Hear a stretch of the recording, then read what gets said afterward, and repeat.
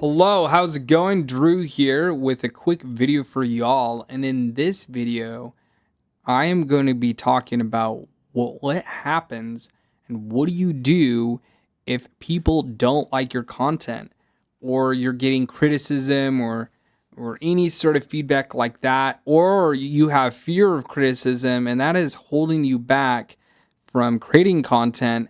What is it that you do and how do you overcome it?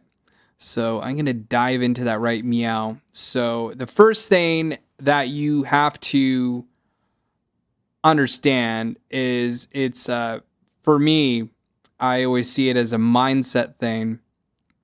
And the mindset that I have towards it is it's all feedback, so whether it's good or it's negative, it's all feedback.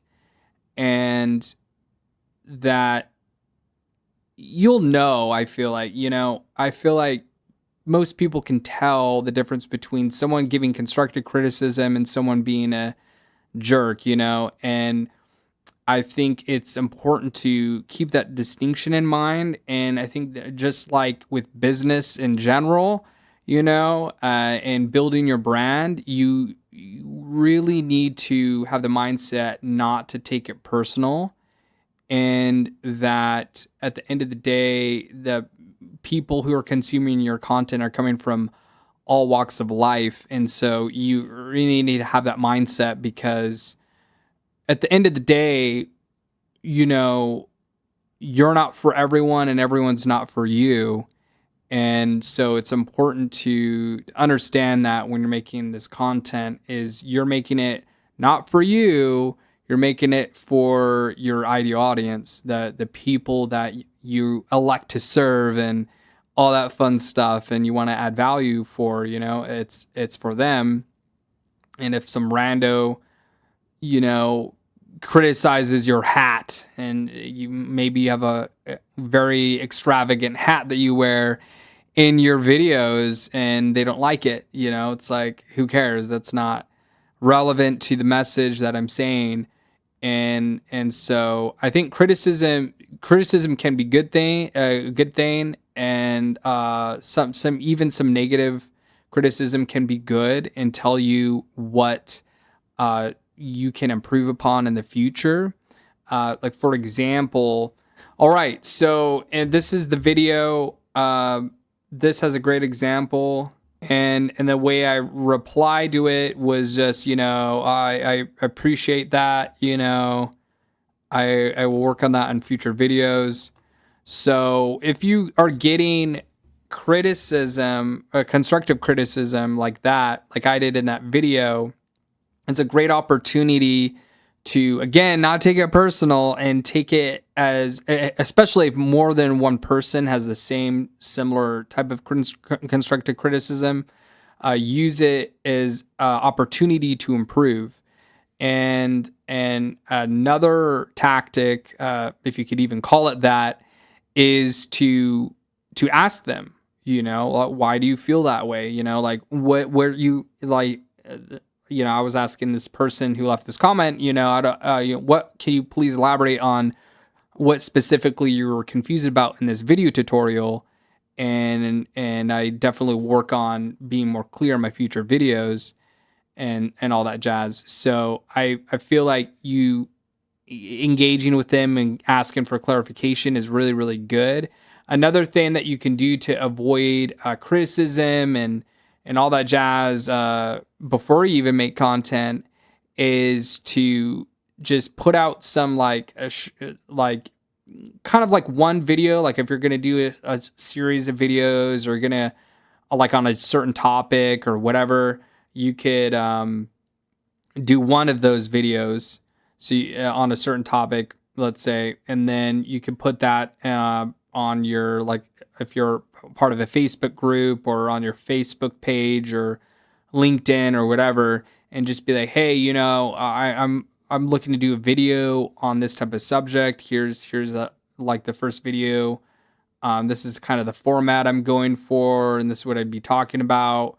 I just want to get some feedback on it. I would love to do videos on this topic or this subject, whatever, in this style. please down below in the comments, I would love your genuine feedback. So that's another thing that you can do. Another thing that you can do on social media, if you haven't already made a video like that, is you can just ask people on social media, like who are your colleagues, if you will, or people who comment on your posts a lot, or friends on Facebook, whatever. You can just make a post and just ask, hey, I'm looking to do a series of videos on X topic.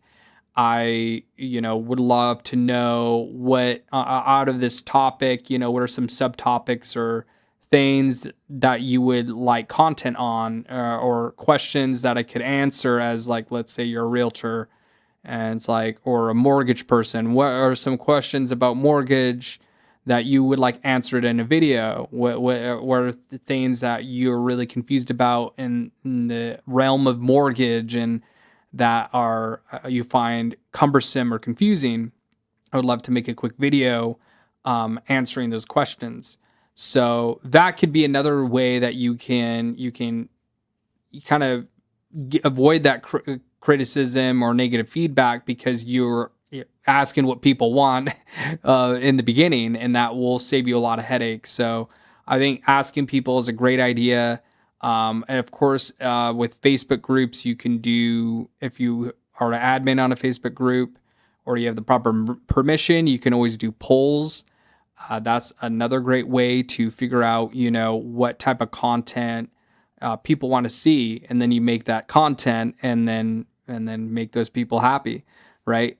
So that I highly recommend. And like I've mentioned in previous videos, it's just really important to, at the end of the day, why you're making these videos, right? You're making these videos to add value to your target audience, and so just keep it focused on that. And if you're getting, like I said, negative feedback that's not related to your message or the actual content, then it's like, yeah, everyone has haters, so you just have to accept that. That's just the name of the game with anything that you create, whether it's a business or, a piece of content. It's bound to get some sort of criticism or stupid comment or whatever. So definitely ignore the haters for sure. Another thing that you can do if you're concerned about criticism or negative feedback when it comes to creating content for your brand is to put your YouTube video, right? You could put that in a blog and a newsletter. You can use the blog and the newsletter as an opportunity to ask your audience what content they want to see more of. And you can also ask them in your blog and newsletter, what they thought of the video, if they have any sort of feedback as well. So, and then of course you need to couple this with the data as well. You need to I highly recommend this. Look at your video content that you've been putting out, and seeing the engagement, seeing the views, seeing all that stuff. I don't really worry about views. I don't recommend using views as some sort of metric. It's more about the engagement. How long are they? The retention rate, and just the overall engagement is really important. How long are they watching the video for, and looking at those analytics. And the more you ask and engage with your audience and ask them these questions of what they want to see, and get asked for their feedback on how to improve your content, the more you do that, the more the retention rate is going to go up for your video content. But I highly recommend, as a kind of a side note, but I highly recommend to just stick with YouTube, and then do take the description of your YouTube video and make it into a blog post, and then embed the video on the blog, and then have a weekly newsletter, and then your 3 videos or a couple videos or whatever I probably would just do one or two. I would probably not more than two. Have those on your weekly newsletter for your email list, and then that way, this is a wonderful trifecta, and I highly recommend that. And it's just a great way to build that community. Just keep inputting the reps, and thank you again for watching. If you found this video useful or valuable, please subscribe to this wonderful channel here. Click on the little notification bell to stay updated on my next video. And as always, stay classy, my friend.